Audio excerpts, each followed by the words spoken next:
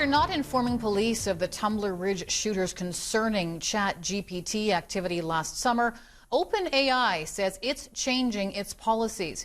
Corey Sidaway joins us live in studio to tell us more about that. Corey, what have you learned? Yeah, so this all came to light when the Wall Street Journal first reported last week that the Tumbler Ridge shooter's Chat GPT account had been banned, but not reported to police for asking about troubling scenarios of gun violence. The reasoning? OpenAI says it couldn't find any credible and imminent planning. It's past threshold for referring files to RCMP. Today, 2 days after a disappointing meeting in Ottawa with officials where OpenAI representatives didn't present lessons learned or changed safety protocols in the wake of the tragedy in Tumbler Ridge, OpenAI says it's making some changes. It says it's refining its criteria to be less rigid, to account for the fact that a user may not discuss the target, means, and timing of planned violence, but that there may still be a risk of imminent violence, meaning were Jesse Van Roetselar's messages to be discovered today, they'd be forwarded to police, no question. We also learned today that after being banned, the shooter was able to create a second Chat GPT account that wasn't flagged. Here's what BC's Premier said today. I think the part that's just devastating for me, for the families, for the people of British Columbia and Canada, is that this could have been prevented. That had an appropriate privacy protecting standard been in place, OpenAI would have reported this to police. There would have been an intervention. Those guns wouldn't have been there and those kids would still be alive.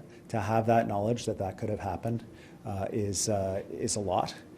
For me, having sat with those families, but I can't imagine what it's like in Tumbler Ridge right now.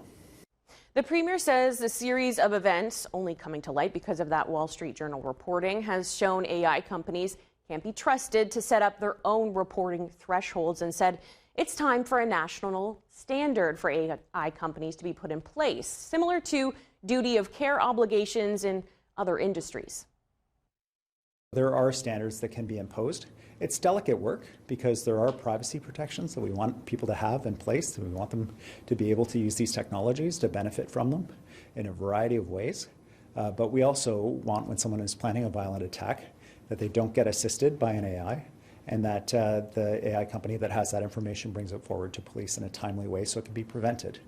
That doesn't feel to me like an unreasonable expectation.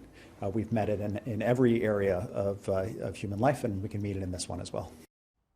We don't know if Van Roetselar was helped by the chatbot, one of the many questions still lingering after she killed her mother and half-brother in their family home before going to the local secondary school where she killed 5 students and educational assistant, then killing herself 2 weeks ago. Questions also remain about the guns she used, where she got them, if they were legal, who they were registered to, and there's also questions about her history of mental illness. To answer those, the Premier committed today to a public inquiry in the years to come. Also of note, the Premier actually turned down a meeting today with OpenAI. They put up the VP. Instead, EB demanded to meet with the company's CEO, Sam Altman. He said today the two have something on the books now.